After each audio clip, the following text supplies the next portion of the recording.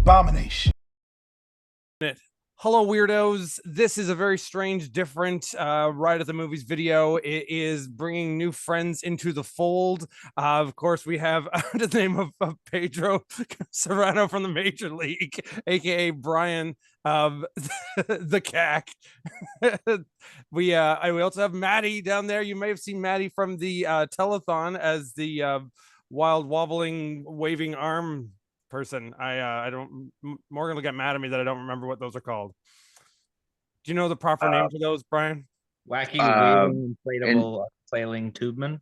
Tubeman. Something of that sort, yes. The Tubeman. What a 50s band. Wacky waving inflatable arm flailing tube man. Right. Sure. We'll go with it. But here, we're here to talk about this. Abby the Monster Hunter here. I am in a small fishing village on the shores of Lake Champlain, in a cemetery that is said to be the hunting ground for the horrible creature the locals are calling the graveyard shark. So you have information here to talk about X-Files meets Street Sharks, the movie. So if I were you, I'd use that brain of yours and get the hell about this town while your life and your limbs are still intact. Because I've seen the graveyard shark. Oh yeah. I've seen him with my own two eyes. Evil. He's unstoppable. So Brian, did you end up making it to the end of this? We've searched. Yeah, I mean, more or less, as much as one can spell it, like consecutively. Yeah. Fair enough. It was good. I mean, it just some old folklore meant to scare the kids. If I was you, we're gonna get my ass up. These are great parts of the trailer. I don't want to spoil them for anyone. Oh yes, of course. I don't want to spoil the trailer. A coward, and not the trailer. I couldn't live with myself if I hid from all the monsters in this world behind this is the Graveyard Shark. It is available now from Mad Angel Productions. You can get it self-distributed from them, and we're gonna talk about it as soon as this trailer ends.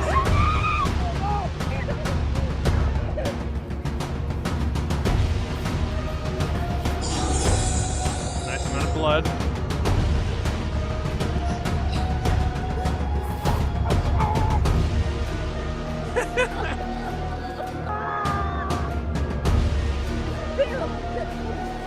The motherfucking shark.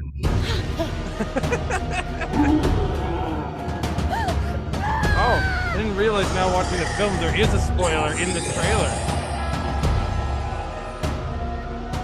That's Graveyard Shark for you folks. We're back. Yep. All right. Welcome, my friends who I have not brought on these shows before, as I wanted new blood to be involved in the Terriblefest makings and choosings and rusings. So I got you guys to dip into the Film Freeway page and watch this film.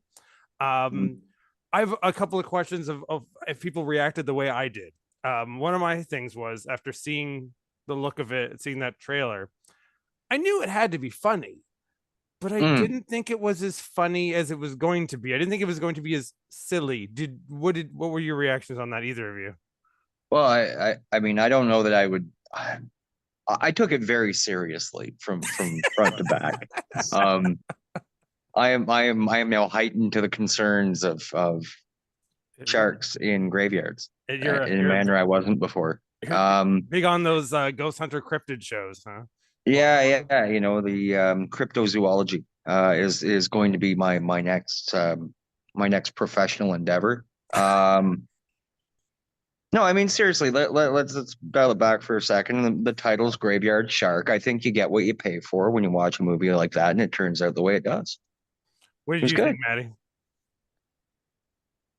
I thought more or less the same thing. You Graveyard Shark, you get the graveyard, you get the shark.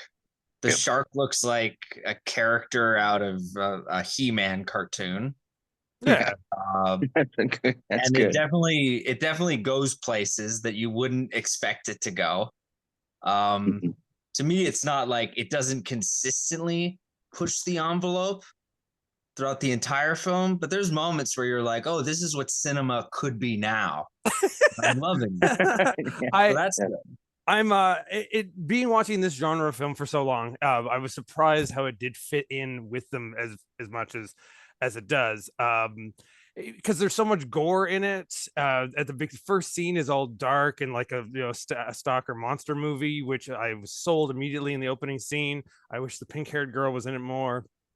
But and then it becomes a kind of a skit comedy for a while. There's a scene that we will not put spoilers. I will not tell people the ending of this, and we'll explain why in a bit. But early on, there's a scene where they go to therapy, and I was really afraid that that was going to be the movie, that it was going to be them just telling their stories at length, and it was going to be some skit anthology randomly showing the shark. Matty, when you saw that scene, when that came up, what was your reaction on that scene? Honestly, that's when I knew that the film like truly wasn't taking itself as seriously as I was afraid it was going to be. When, oh, you like, were the more afraid that it captains- would be serious. Hmm?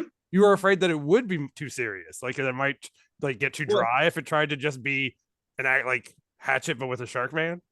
Yeah, at first. And then like the captain shows up and just starts like screaming and kind of I'm just like, oh, okay. So this movie's very aware how batshit Looney Tunes this is.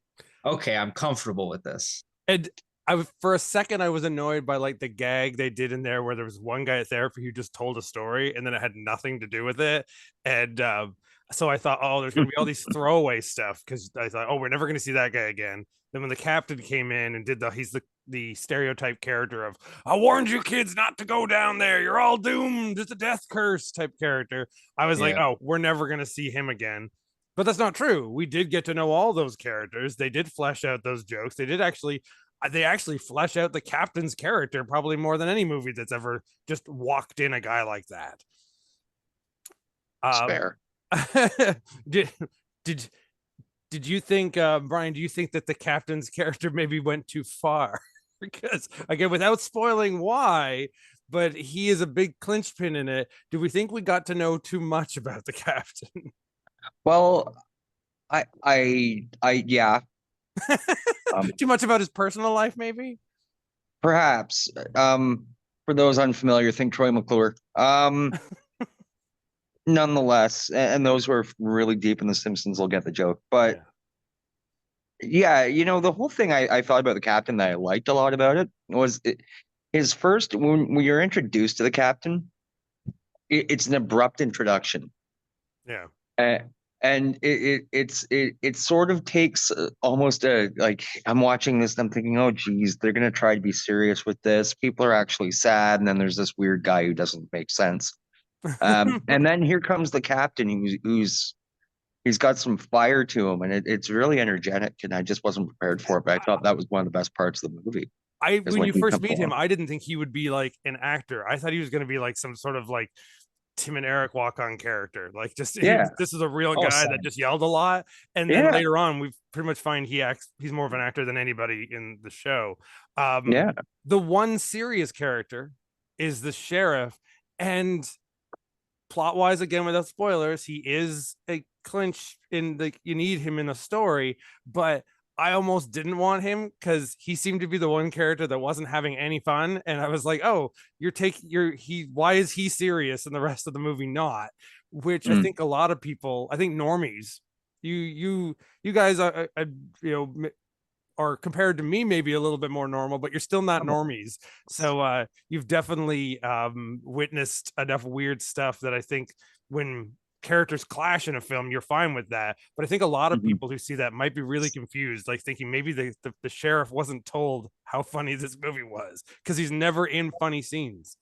No, he acts like he's like, oh, this will look great on my demo reel. Look at me trying to do this accent. I thought he was good. I liked his character, but yeah, it's true. He was very straight. tough looking, good looking actor guy. So you're like, oh, this is one of the guys they had to actually give a real paycheck to. But it does have a payoff at the end without us without ruining the end for it. There are twists that finally come up. We get some real actually monster action near the end. The characters all do come together and have a reason for being there.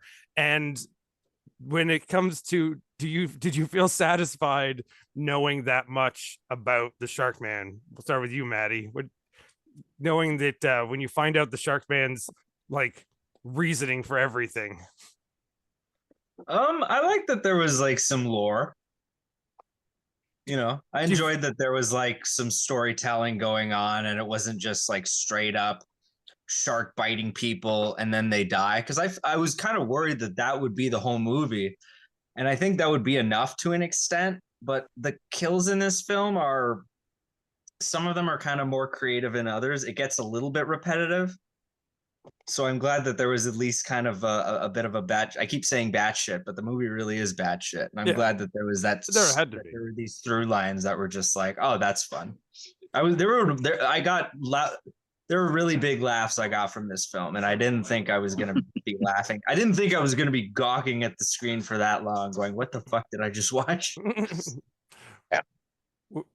Brian, what do you think of like agree. the kills? The kills, Brian. What do you think about that? Well, I mean, there's a bit of creativity to it. I would argue that the first 4 or so kills, there's not a whole lot of creativity because it's all kind of dark. And I won't go into the detail of that to avoid spoilers, but at any rate, it's okay. So it's a shark in a graveyard, right? Where are you gonna go with that? Like, I mean, that's kind of my point. I think they did as much as they could with a land dwelling shark, and that has chosen a graveyard. And he I is really just om think they nom did a good nomming job. on people most of the time. I mean, what else can he do other than om nom nom? Well, I mean, if nobody stopped to try to have a conversation with the shark, then the shark's just into shark things, right? What about the shark costume? What about the look of the shark and how at some point they make him a sexual being? Was that Awful. awful? Matty? I said all for it. Oh, all for it. Oh, I thought you said awful. Yeah. It was a very sex positive film, and I really enjoyed that aspect of it. The costume I think is great. I kind of like how you could like see where the mask and the bodysuit like meet. Yeah. Which is The weird movie- because I everything felt else like- is so good, but they don't actually try to hide that. Yeah, I felt like the movie kind of knew more or less where to like pick its poison and knew when to be kind of cheaper and knew when to kind of go all out. Because the costume in general is like, that's a great mask they got. The body's amazing on it too, though. Other than when the one girl wants to touch it, but It's got these big old muscles. Yeah. You know? yeah, he should have a big warlock flying warlock guitar in his hand or something like that. Like, Well, just he's seems got like he's- a leather jacket and everything, and Yeah. like, they Yeah. don't With spikes for as and much lore chains. there is, they don't explain how he got the leather jacket. Well, I guess he got that from his substitute dad, but that's the spoiler I'm going to give you. You'll have to find out the rest of the film about that. Yeah. So, but outside of that, that's where part of me I think wanted it to just be a Night Beast movie where it was just him just killing people in the dark. But it's because the costume is so good, but there's obviously that the relief joke is the neck part of the mask telling you, oh, by the way, this isn't serious. But I wanted it to like pretend that it was serious. But there's only so much you can do. How long can you keep that joke up for an hour and a half? Matt Peters, who made this, all of his movies seem to make it out to a full hour and a half. He's done like 20 movies, which has blown my mind. In the course of like 20 years, he's almost done like a movie a year. If not 1 or 2 years, he's released more than one. He has like straight out comedies, like relationship comedies. He has big zombie movies. He has sci-fi movies. He's done every genre, which is pretty weird that he knocked that out. He's had stuff released by all the independent labels. A good chunk of his stuff is available on Tubi. This won't be on Tubi till probably the end of the year, so that's why I want to play it in October instead of waiting till Terriblefest. So I want people to come and hang out with us at Eyesore just before Halloween and watch this movie. I'll probably double bill it with something that'll be a surprise for down the road what I double bill it for, but that'll be the new change of Son of Terriblefest, just because the DVD is going to be out at the end of the month. People are just getting it now who are like backers on their like Indiegogo, but then it'll be on streaming in the late fall. So I want us to be able to play it before that, so we can again not spoil the ending, I guess. What about the main two characters? I was at first I'm like, oh, I'm tired of these self-referencing filmmakers characters, but they were still pretty likable. I actually quite liked the fake English. Maybe it wasn't a fake accent, but it sounded like a fake English accent for the cameraman. That I kind of wish we got to know him more. Without giving away anything, I feel like you kind of do at the end. You do at the end, yeah, but that's why I wanted him to maybe be around more to make that more relevant, like so especially if we cared about that. But I mean, the ending with him is great. I can't snub that. What do you think about those two, Matty? No, I like them, but I get what you mean. There were moments where I was kind of like, is this going to become annoying and tired? Am I going to like, I don't know. There are some times where there's like a duo in a movie and I can like literally hear the writer like laughing to themselves going like, this is going to be so clever and funny. But no, there were moments where I was genuinely charmed by it. I felt like maybe the cameraman could have been written a little bit better. I feel like they could have done something clever where like everything he was doing kind of like synced up to what happened in the end. Maybe if you watched it a second time it would, but it kind of felt like he was just, he's a quirky little nerd boy, which was a little bit tiring, but I'm glad that the main character was likable and their relationship was more or less likable. Well, we'll ask this cat. What does this cat think about the character without giving any spoilers at the end? That's why my surprise is here, so that I could bring in the director of the film, Peter's with us.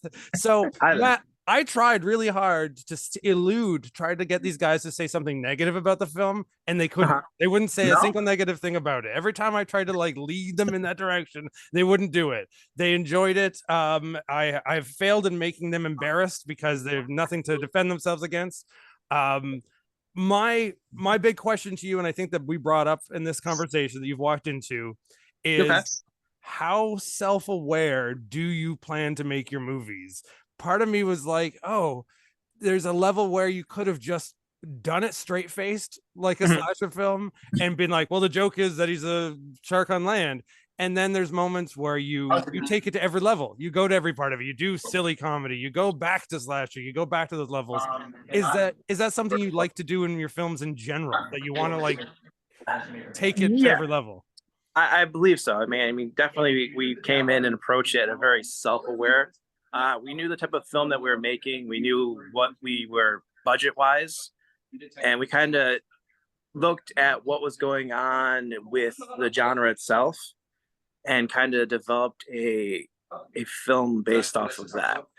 So it goes different routes, and I think to me that's where a lot of fun is kind of its unexpectedness in certain areas, and we had fun exploring that.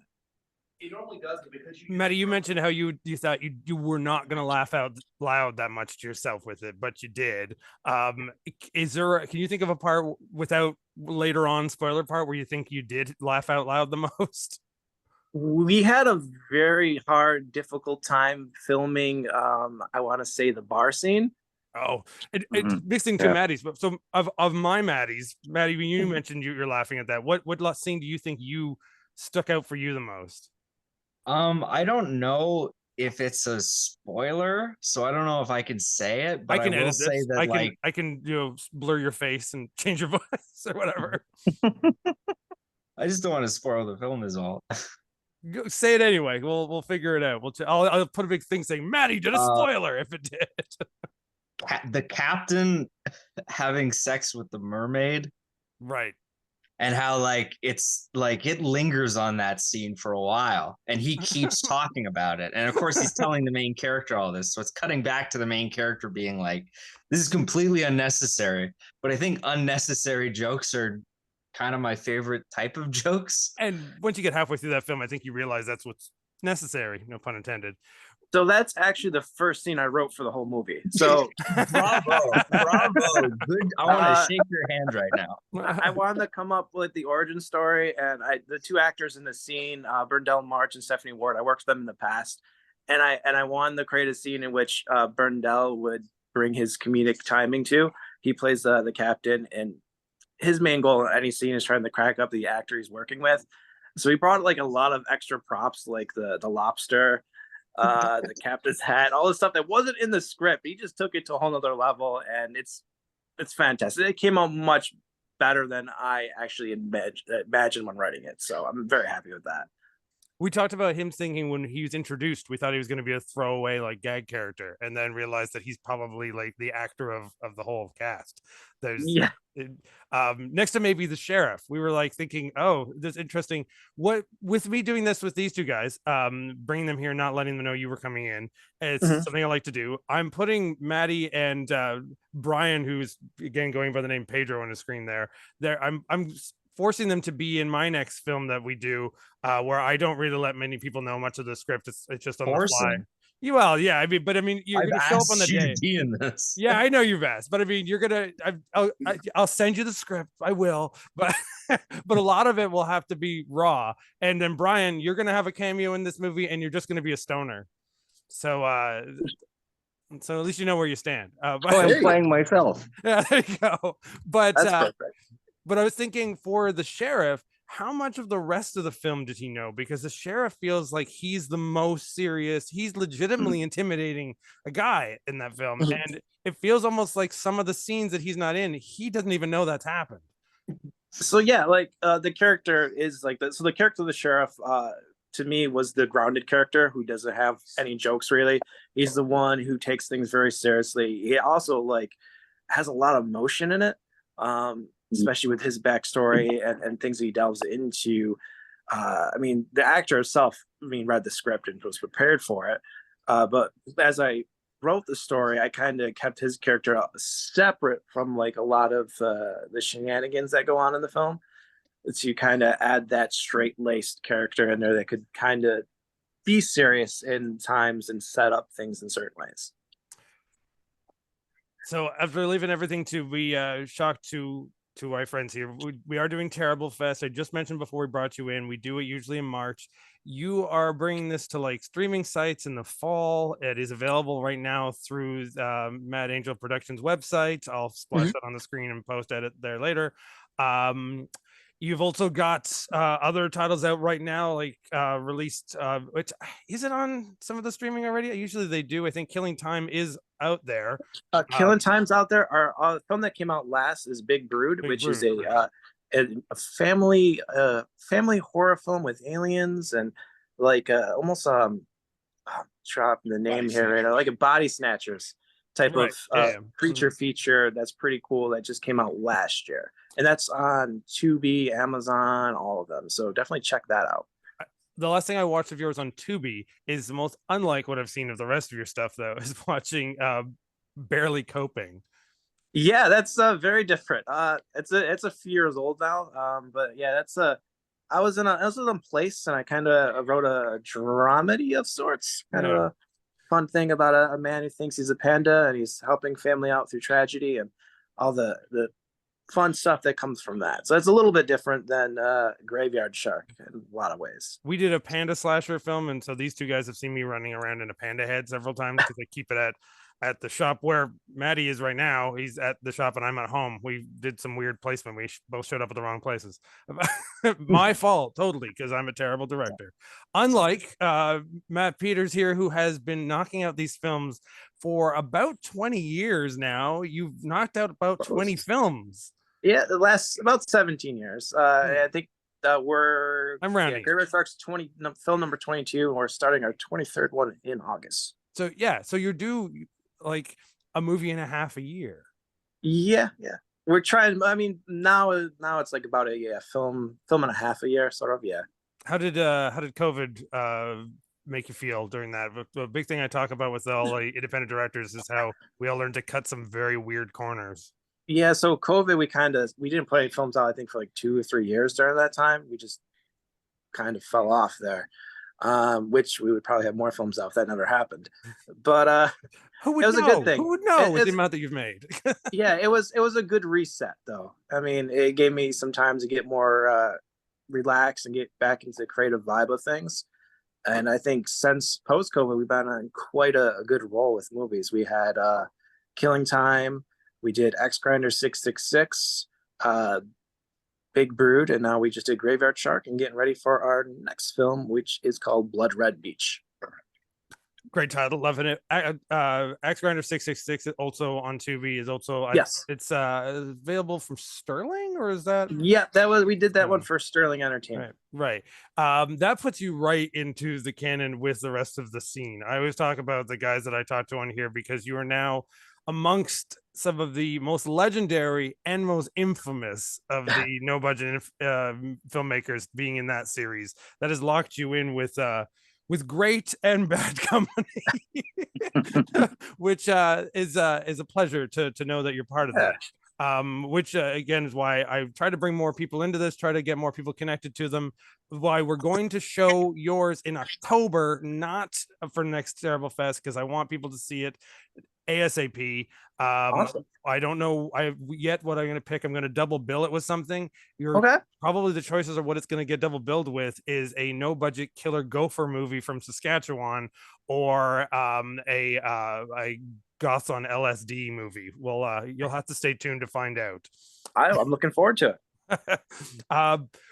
Last thing from Brian and our Matty is what's we thought, we're talking about how it's just street sharks killing people, so we're like, it does seem really creative, but a lot of it is just being bit by there. Either of you guys, can you think of one of the scenes that you thought was the bloodiest that stood out for you? Oh, and I hate describing this in detail, but the strangulation with the innards that's a classic for me. Classic. That's my favorite death, I think, of the whole film too. Yeah. What about you, R. Matty? No, I'd say about the same too. Strangulation with intestines. It's always great to see like the person when being bit is at such an angle that you really get to see the blood just kind of splash all over their faces. And we should think there's this like is still a shot wacky comedy, folks. Yeah, there's a shot near the end where GraveyardShark's holding like a beating heart and there's neon lights on him, and I'm like, that frame right there is just chef's kiss. So thank you for that. I love the fact that you, in the middle of the day, I mean, I love that. I kind of wanted the movie to all stay at dark, like the opening scene and the first foursome. Those people are great.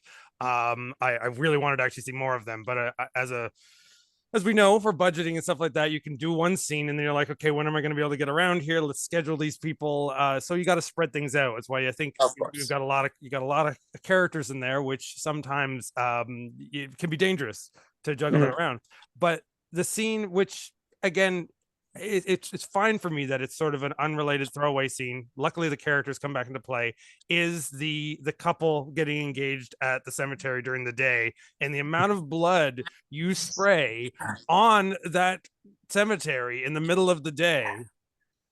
There was a lot. So luckily, it was raining out, so it cleaned up a lot of it. We were lucky also to find like cover under the gazebo that they had there, and it just kind of worked out perfect.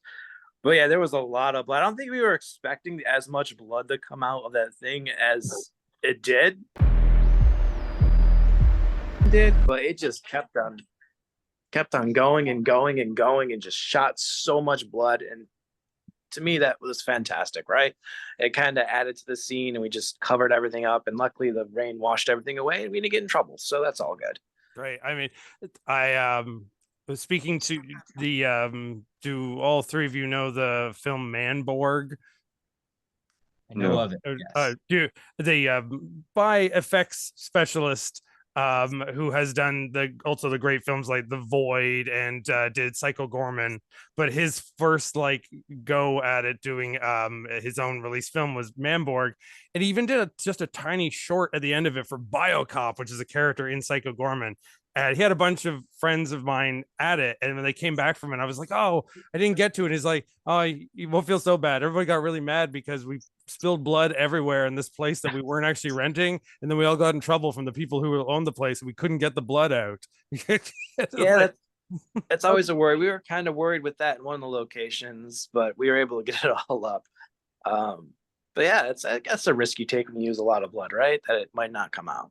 Also, just finding locations that will either let you do it when you're an independent film person that will trust you, even if you're paying them, or for places like, which, I mean, I'm not going to push questions on guerrilla filmmaking or not, but I'm surprised that graveyards let you film in them. I mean, that's a good option if they let us or not. It's one of those things you ask permission later, sort of thing. Yeah. No, Ask forgiveness later, right? that's part of the biz. Yeah. I mean, they're public places, so yeah, they're public places that do lock up afterwards, though. correct. I have a Correct. question actually regarding that. For the first scene in the graveyard at night, is that in an actual grave site or? That is not an actual grave site. So yeah, we were very respectful. We didn't break into graveyards at night because that'd have been a little harder to do. That's why it would be tough to do the film at night and have all that space. But. Yeah, so we sort of built our own little makeshift graveyard for the opening scene. We rented out some fancy gates from Lowe's that we returned the next day, thankfully. And we just kind of built our own little graveyard for the opening. Yeah, it looked good. You just let out a great tip for all no budget filmmakers out there and low budget filmmakers. Rent equipment, don't ruin it, bring it back the next day to Lowe's. Back the next day, right? It's how you save some money. Because it was expensive to, try to make your own little thing. So, or, try to find one to use. So it's easier just to kind of buy and return. A lot of places have great return policies, right? Well, ones that at least you look for the right places. Learn the hard way sometimes. Sometimes you think you're going to get something returned and you don't.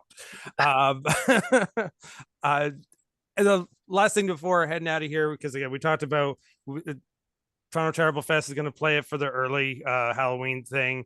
It's getting rave reviews out of it. A chunk of people from my Patreon and from our private group for Ride at the Movies. When we were pushing it, I noticed that a lot of them actually donated to the Indiegogo, so they've already got their releases of this. Oh yeah, they should have. Yeah, we shipped all of our pre-orders in Indiegogo last week, so they should be arriving either last weekend or this week. They should all be getting. I think already one or two of them in the last 24 to 48 hours have posted pictures on our group page. So we know they're getting out there. So you're ahead of the game. That is some good management you're doing there. Oh, thank you. Yeah, we try to be as efficient as possible with that, and we're very thankful whoever donated or pre-order movies. It helps us out a lot to get the movies made. So we want to make sure we return all of our investments to them and make sure everyone has a good time with the movie as much as we had making it. So my Swiss cheese memory, even that you said it, and I'm mixing it up with another movie that a friend was releasing with a similar title, so I'm screwing it up. The movie that you have on the docket next, Red Sand Sea. What did you just say? Blood Red Beach. Blood Red Beach. Okay, because I'm not gonna lie, that does sound like a mix of classic titles from 60s, 70s, and 80s altogether. Yeah. Is there a you change genres all the time? Is there a style that you're doing with this one? Is there a genre? So I mean, this one I don't know if it's a genre yet, but it's kind of about a pirate demon who kind of gets re-summoned, and there's a lot of violence and mayhem and comedy mixed into it. So it's kind of almost like a pirate-esque slasher of sorts, I would imagine. Not what I thought you were going to say. Yeah. Excellent. I'm glad that you're surprising us. And again, thanks for coming into this little experiment, Matt. And again, for Matty and Brian, thank you guys for being suckers into the surprise. When we came back, because again, I screwed up the feed there, and our Matty just said, "How dare you, Adam?" Jokingly, I know, but I thought you just meant that I unplugged everybody, but it was more that I just surprised everyone. I'm glad that the people who come to my event are such good sports, even the ones that I have seen on a regular basis now. So that's why I entrust you with the keys to the cave, so that you can help me out in choosing these films this year. I'm glad to be getting everyone's feedback from this, since it's from the last 7 years of doing this, it was kind of a one-man show.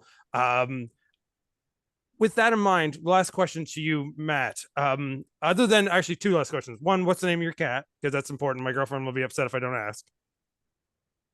Oh, it's Joey. It's not my cat. It's a producer's cat. I'm just at his house right now. Just happen to be there. Okay, well, as long as we know the name of the cat. It's Joey. He's a good guy. I made too much noise in behind me, the cat stool there. The cat was like, "I'm not going on camera," so my cat left. But the question is, though, when you started around, was 2006 is when you started doing stuff? 2007. So yeah, 2007. Okay. All right. how have you found that you have created a group of people that you work with? How has that changed over the years? How has that been an important thing to you? I mean, that's actually a really good question. When we first started off, we struggled to find people to be in our movies. The first one, I think we had maybe 5, 6, 7 people who showed up to auditions, and everyone got a role. Uh, and it kind of built from there. I mean, each time we made a film, we kind of rebuilt our community, and we found a really good, passionate group of actors in our area who are looking for a chance to express themselves creatively. And we're kind of stuck in the middle of central New York, and there's not too many opportunities around here. So we were able to build a community of great, talented people who came together each film and kind of grew exponentially, I think. I mean, we've probably worked with over 200 people now in this area, from actors and crew and everything else making these movies, and it's been a pleasure. So I think it's great to see this, and it's great to have a group of passionate people who we work with on our films, and it shows their talents off. And that's one of our main objectives, is to show the different talent that we have in our area. And I think we've been doing that. One of the things I found, especially, and I think Brian and Matty can attest to this too, was coming to the theater club that we have, that Matty is repping for us. Actually, you're up front, aren't you? You're behind like the front desk. Are you? Where are you? Okay, I forgot there's not crazy art back in the theater anymore. It used to be that wacky back in the actual theater. Right, you're right for the calendar. Okay, so yeah, we have our little clubhouse in the back of a video store. That's where I convince the customers to stick around, become regulars, and be in my films, which we originally made just to sneak into the video store, and then we now spread them out. Brian, he's known me for a long time, but now in the last little while, he's local in the area, so we've been dragging him in and bringing him in there. One of the things that I think we think as filmmakers, we think, oh, people aren't going to like this. I'm going to have to convince these people. I'm going to have to push these people forever. Oh, I feel bad if I call them back because I'm going to be bugging them. And then you realize once they see it, even that it is an independent film project, a low budget project, and that first you think that's going to turn them off, but then all of a sudden they're like, no, I want to be in this. And it's still to this day, of a decade of doing this stuff for me, I imagine for like the over 15 for you, it's still probably surprising you how people really want to get into this, and more people just need to know. I think it is like I think it's a thing where people just want to be creative. They want to express themselves, and independent film is a great way to get into it, a great way for them to express themselves. And it always does surprise me that we get such amazing turnouts for auditions. I think last few auditions we did, we've gotten around 100 people to show up, which makes it extremely tough because there's so many talented people. But it's great to see that, and gives us new, fresh faces to work with. And I think we've been definitely less few years been finding some really good jobs for people who want to be an actor, they want to be in crew, and they want to do things. And I think independent film gives them an opportunity, especially in the area that we're in. So it's awesome and makes me excited being able to work with these people. Well, last thing from me, unless either you guys got any other questions on there, is I'm just saying, it's not a question, it's a statement. In a world where everyone's making Amityville movies, shark movies, Ouija movies, or like my good friend John, who's making Ouija shark movies. Yeah, I know you're listening out there, John. We know you're there. There is a level where it's slightly done to death, and it's done with no originality. It's done just to get it out there. I refer to you as your blue era of films. You have these blue covers that like every like third movie has that amazing artist that's done them, and they stand out when you spin through your IMDb. The only one I haven't seen is like Romeo 3000. I haven't found that one yet, but I will. I'll hunt it down. Yeah. But it's probably the most time I've seen a shark movie in the last little while where I've not been like, oh, it's just doing this as an angle. Obviously, you probably started it that way, but you paid it off. At no point did I figure it didn't live up to the hype of the gimmick. The gimmick sold. And I was like, yeah, how are you going to do that? Yeah, it's a cool, big, tough shark guy. So they haven't done that yet. It's just going to be hammy. And it pays off. And I thank you for that, for keeping this silly gimmick world out there alive. I'm glad you guys enjoyed it. It makes me happy to hear. It's definitely been an amazing experience. We had a ton of fun making it, and getting to see people enjoy it has been a pleasure. So you guys That's both one said thing. you both said it gonna- exceeded your expectations, right? oh, most Oh definitely. yeah. Totally. Yeah. I was Thank you. gonna throw in there. It looked like you guys had a lot of fun making it, and for that, thanks for making it at that point. It was a lot of fun. Yeah, Yeah. it was, like I said, it was a blast to make. We had a fun. Everyone put their heart into it, and they took it serious, and they had a great time with it. And I think the results are phenomenal. And Cheers. even that the character, the captain, may not appear, do let me know the next time we can see the actor doing more things. I'm curious to where the rest of where their next piece goes. He's gonna be in Blood Red Beach, so All right, then keep an we'll- eye out for that. It's a fun no. character he's doing. All Is he right. going to be a pirate? He is not gonna be a pirate now. Oh, Okay. but he gets to be a captain again. There we go. We'll leave it at Maybe. that. Wow. Leave the mystery, leave the hype machine happening. All right. Well, thanks to all you guys for coming. Thanks again to both Matts, and thanks to Pedro, and thanks to Joey in the background. Good Thank juju. you. Thanks so much, guys.